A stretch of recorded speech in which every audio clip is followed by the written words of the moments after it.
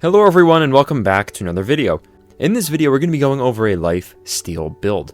So without further ado, let's get started. So when it comes to lifesteal itself, for those of you that don't know, it's when you damage another creature or thing and then use the damage you dealt to either fully or partially heal yourself. And within D&D, we surprisingly don't actually have a lot of different ways to do this. And the other ways that they have it are pretty niche. So for the case of this video, I'm really going to be trying to focus on more of a magic side in regards to our lifesteal. So getting started with the build itself, you're going to really want to try to focus on intelligence and wisdom and, weirdly enough, strength. The first thing we're going to need to do is take Aasimar as our lineage. And for those that don't know, Aasimar are like these angel ascended beings. And you have three forms or sub-lineages that you can choose from when you take this specific option. And I personally feel that the Necrotic Shroud is going to be the best fit here. It allows you to transform and once per turn deal bonus necrotic damage to a target you hit with a spell or an attack on your turn equal to your proficiency bonus. And the reason why I'm bringing this up, it doesn't make a whole lot of sense now, but trust me, over the course of the video, it will. But then, after we pick our race, we'll want to head over to Cleric for our first class. And yes, weirdly enough, Cleric, the class stereotypically about healing and giving life and whatnot, is actually going to be the linchpin in our build that allows us to suck the souls and life force out of creatures. And now what subclass do you think it'll be? Grave and Death Cleric probably stick out like the biggest contenders, but funny enough, the subclass we're using here is actually the least one that you'd expect.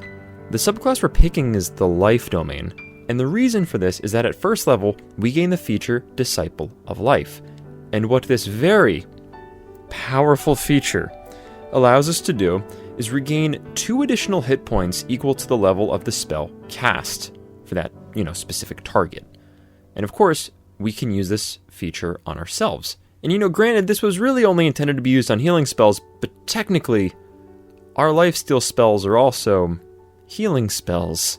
And now getting into those, after we take our one and actual only level of Cleric needed, we'll then switch over to Wizard, and we'll want to take 2 levels of Necromancy Wizard to get our feature Grim Harvest.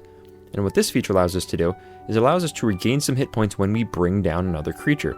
It specifically states, once per turn, when you kill one or more creatures with a spell of first level or higher, you regain hit points equal to twice the spell's level, or 3 times its level if the spell belongs to the School of Necromancy. And then for the most part, we can really just move forward with our Necromancer Wizard. One of the first spells we can take for our Lifestealer is the spell Wither in Bloom.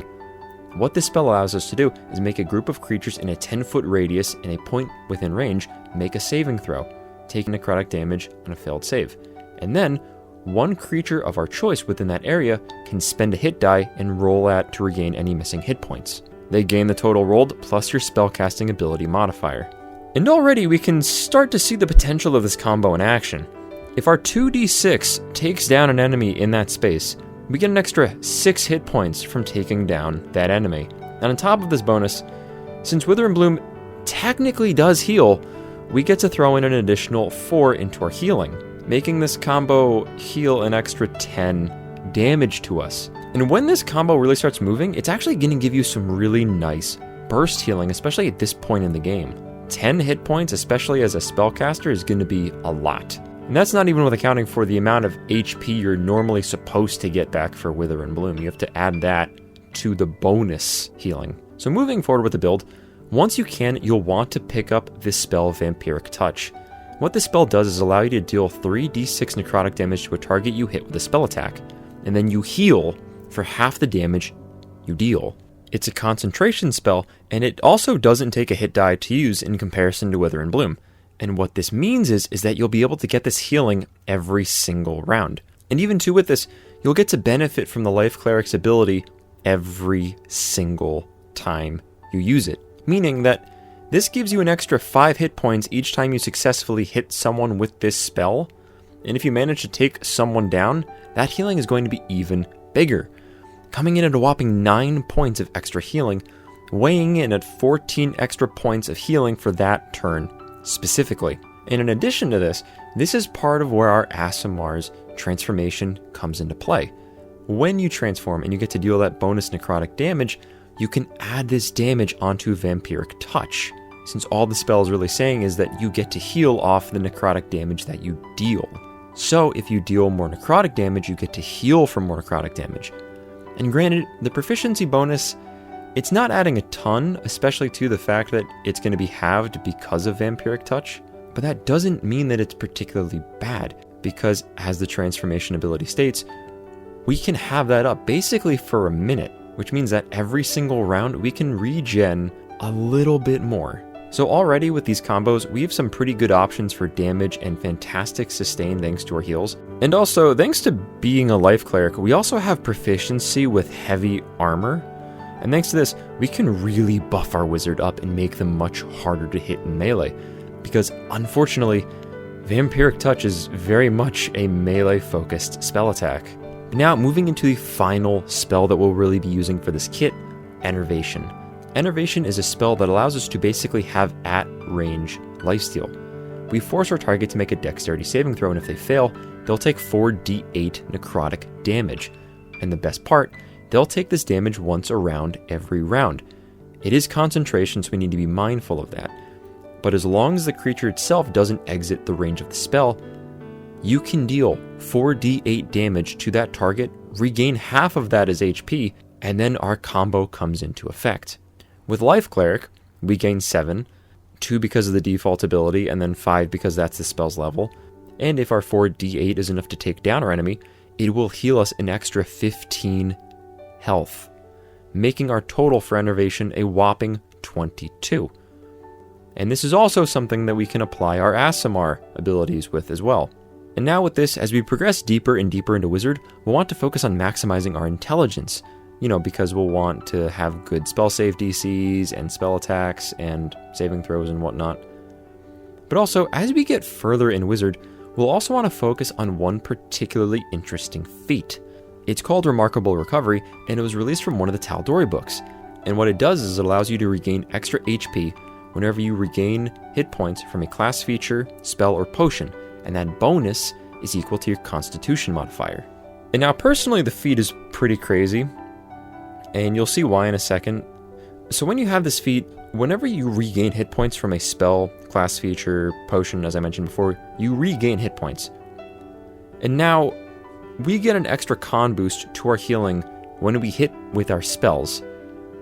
But in addition, if we manage to take down a creature, our Grim Harvest ability activates Remarkable Recovery again, allowing us to get another Constitution modifier's worth of points of healing.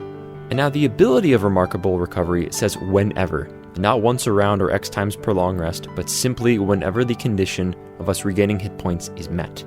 It doesn't, however, triple apply, and I can already see being like, oh my goodness, wait a minute, I see just how busted this is. It's busted, but it's not crazy busted with this. It doesn't apply to Disciple of Life, because that part is actually attached to our spell. The big issue of why Remarkable Recovery and Disciple of Life don't synergize with each other is because Disciple of Life is simply saying that your healing spells are more effective. It's not a different trigger. It is proccing off the same thing. It's basically just a buff to our healing spells instead of just this other feature that says, hey, I'm an independent thing and therefore I can proc Remarkable Recovery. There's a slight nuance to it. It does, however, mean that we can only proc Remarkable Recovery on our lifesteal spells and our Grim Harvest ability. So, sorry for that little rant, but anyways, it's just a very important thing that I needed to clarify for this. And taking all that stuff into summary, that's really the whole build. Looking at it all over, we're much tankier than the average wizard. First of all, because we have a d8 hit die from Cleric, but also, if we invested just enough of our stats into strength, we can run around with some nice heavy armor and shrug off a lot of hits, especially early game. Our Cleric healing provides us with some nice utility and can even be used to help out our party if we decide to upcast one of our Cleric spells with a wizard slot. And mind you, while this build does seem like a lot of fun, it also does require you to be very opportunistic. In order to get Grim Harvest to activate, you need to take down a target. Not hit or damage a target, take down a target. You'll definitely want to go after weaker targets with this, especially when you're in that big healing pinch. If you're desperate for hit points, don't go after the big lug that is HP for days if you can help it, but instead go after the scrawny guy that's on their last legs. And also, with this build, it's important to note that your stats are going to be kinda weird. Not detrimental, just a little weird. Obviously, you'll want to get your intelligence as high as you can go, but also, to make full use out of the Cleric with your heavy armor proficiency, you'll need to have at least a 13 in strength, and on top of that, the only way you'll actually be able to even be a Cleric is with a 13 wisdom. So just be mindful about all these things from multiclassing. But anyways though, that is all the time that I have for today. I hope you enjoyed the video, and if you did, then please like this video and subscribe if you haven't already. And also, go into the comments and tell me what kind of video I should make next. I'm always looking for fun ideas, whether it be about lore, builds, or just whatever else have you, and I am in my comment section pretty frequently. But in the meantime, keep smiling, keep scheming, and I'll see all of you next time.